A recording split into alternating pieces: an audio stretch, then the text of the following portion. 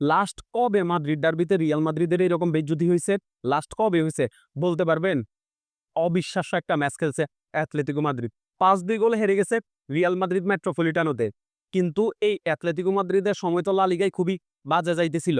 এর আগের ৬ টা ম্যাচ থেকে অ্যাটলেটিকো মাদ্রিদ মাত্র ২ টা ম্যাচে জয় পাইছিল। ১ টা ম্যাচ হারছিল এবং ৩ টা ম্যাচ তারা ড্র করছিল।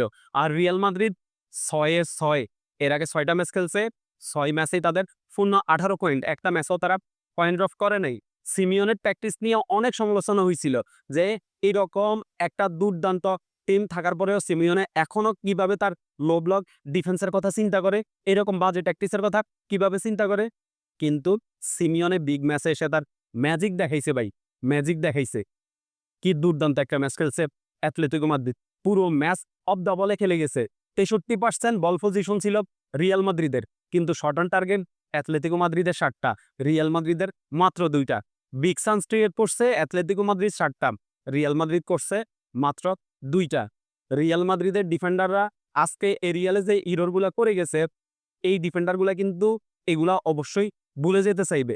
আমি জাস্ট কল্পনা করি যে হল্যান্ডের মতো একটা লম্বা স্ট্রাইকার যদি রিয়াল মাদ্রিদের ডি বক্সে থাকে কি অবস্থা হবে? বা হ্যারি কেইনের মতো একটা স্ট্রাইকারের বিরুদ্ধে যদি রিয়াল মাদ্রিদের এই ডিফেন্ডাররা খেলা লাগে কি অবস্থা হবে ভাই? এইগুলা নিয়ে রিয়াল মাদ্রিদের আরো অনেক কাজ করতে হবে। ডিন হুইজেনকে আজকে অনেক নার্ভাস লাগছে ভাই, অনেক নার্ভাস লাগছে। রিয়াল মাদ্রিদ সিজনে যা খেলছে এখন পর্যন্ত সবগুলা বলা যায় যে ছোট টিমের বিপক্ষেই খেলছে। এইটা ছিল রিয়াল মাদ্রিদের এই সিজনে ফার্স্ট বিগ ম্যাচ। কিন্তু এই ম্যাচটাতেই রিয়াল মাদ্রিদ একদম পুরো এলোমেলো করে ফেলছে। জাবি আলোনসোকে নিয়ে আপনি অনেক কথা বলতে পারেন ভাই। কিন্তু আপনাকে একটা কথা মাথায় রাখতে হবে, জাবি আলোনসোর এইটা ফার্স্ট সিজন রিয়াল মাদ্রিদে। তাকে আরো সময় দিতে হবে।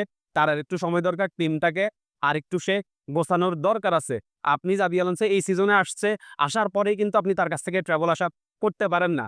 জাবি আলোনসো লেভারকুসেনে যেটা করছে সেটা অবশ্যই রিয়াল মাদ্রিদে এসে সে রাতারাতি পরিবর্তন করে একদম সবকিছু জিততে পারবে না। তাকে আরেকটু সময় দিতে হবে। অ্যাটলেটিকো মাদ্রিদের হুলিয়ান আলভারেজ ভাই, কি বলবো? কি অবিশ্বাস্য একটা ফর্মে আছে, কি আগুন একটা ফর্মে আছে। একটা গোল করছে পেনাল্টি থেকে, একটা গোল করছে ফ্রি কিকে, দুর্দান্ত একটা ফ্রি কিক। আরেকটা ব্যাঙ্গার শট যদি পোস্টে না লাগতো তাহলে গত ম্যাচের মতো আজকেও হুলিয়ান আলভারেজের হ্যাটট্রিক হয়ে যেত। লিওনেল মেসির পরে কোনো আর্জেন্টাইন ফুটবলার আপনার রিয়াল মাদ্রিদের বিপক্ষে ফ্রি কিক থেকে গোল করলো। কি অবিশ্বাস্য একটা ফর্মে আছে হুলিয়ান আলভারেজ। জুলিয়ানো সিমিওনের কথা বলি ভাই, ও বাপের ক্লাবে খেলে কিন্তু কোনো কোটা দিয়ে খেলে না। কোনো কোটা দিয়ে সে খেলে না। নিজের যোগ্যতা দিয়ে খেলে। প্রতি ম্যাচেই নিজেকে আলাদাভাবে শো করে। তার যে স্পিড ভাই, যে এনার্জি, দুর্দান্ত একটা প্লেয়ার। বার্সার সামনে রাস্তা একদম ক্লিয়ার। সামনের ম্যাচটা জিতলেই বার্সা টেবিল টপার হয়ে যাবে।